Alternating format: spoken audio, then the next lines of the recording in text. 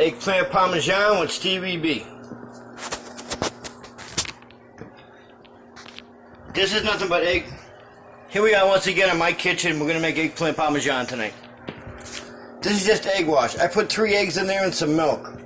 I probably could have put more milk in there. This is breadcrumbs that I season myself. I buy the regular generic stuff because I know I'm going to season it myself.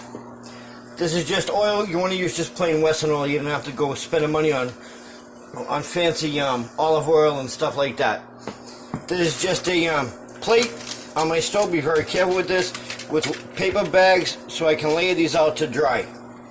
I don't know what this temperature is. I use the old school method. You throw it in and see how it cooks. If you notice, my kitchen's very clean. I always keep it like this while I'm cooking. It's got to be that way. I have extra bags cut up over here. You can also use paper towels for this process, but I use bags because it's cheaper and you're recycling. But never use the bottom of the bag. Always cut that off because there could be things hiding in there. And inspect these to make sure there's nothing hiding on them or in any seams. The glue seams and all that, don't use any of that shit. Okay, so here we go. This one in the middle here looks like it's done.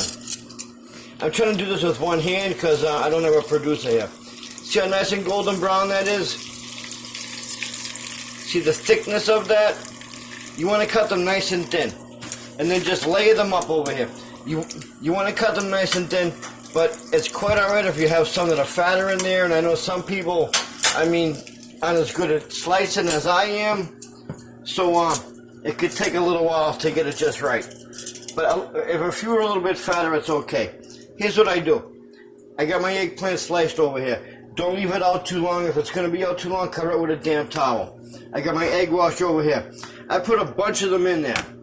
I don't want to. I used to use my hands for this process, but now I don't. Putting them in here keeps them fresh also too. I throw them in there, then I put them in here.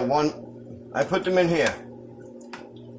Try to put different sizes depending on what you're cooking with. I should be using a larger pan than this, but that's what I got, and I'm only doing for me, so that's fine. Try not to get your tools too wet. Yeah, I'm doing this with one hand, huh? It's pretty good, huh?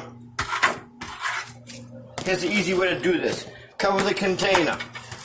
Push it down so it don't frickin' leak on your ass. And then just give it a decent little shake.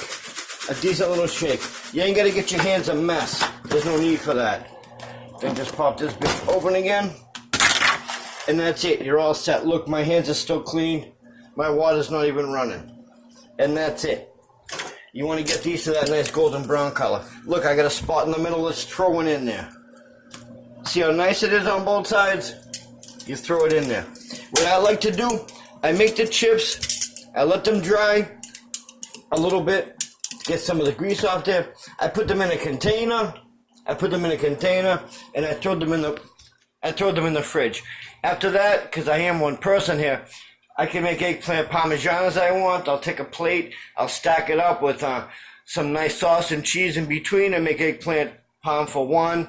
Or I'll throw them in a sub or with some chicken and some bread, whatever, and do something else with them. But in the meantime, I'll have the chips in the fridge. I can do whatever I want with that. Peace and love, y'all. I'm sure this is going to be Stevey B-licious.